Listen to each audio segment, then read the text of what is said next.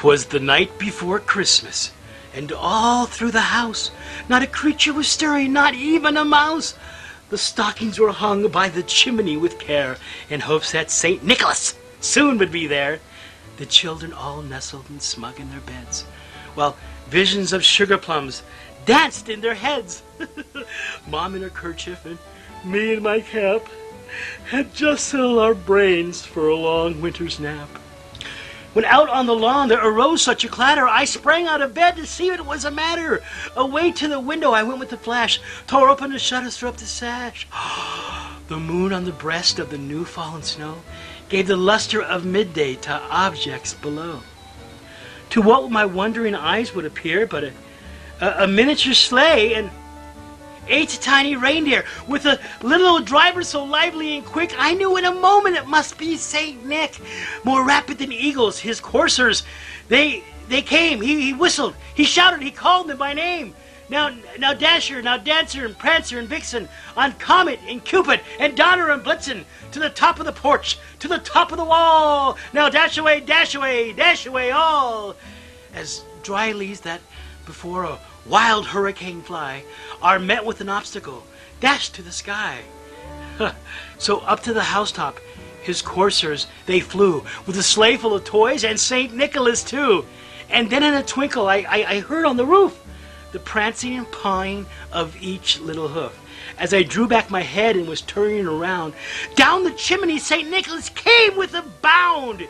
His covered in fur from his head to his foot, his clothes were all tarnished with ashes and soot. A bundle of toys he had flung on his back, just like a peddler opening his pack. His eyes, how they twinkled. His dimples, how merry. His cheeks were like roses, his nose like a cherry. His droll little mouth was caught up like a bow, and the beard on his chin was as white as the snow. Why, the stump of a pipe he held tight in his teeth, and the smoke it encircled his head like a wreath. He had a broad face and a little round belly that when he laughed it shook like a bowl full of jelly. He was chubby and plump, a right jolly old elf. And I laughed when I saw him, in spite of myself. Yes, with the wink of his eye and a twist of his head, I knew I really had nothing to dread. Well, he spoke not a word, but went straight to his work. He filled every stocking and then turned with a jerk, putting his finger aside his nose, giving a nod. Up the chimney he rose.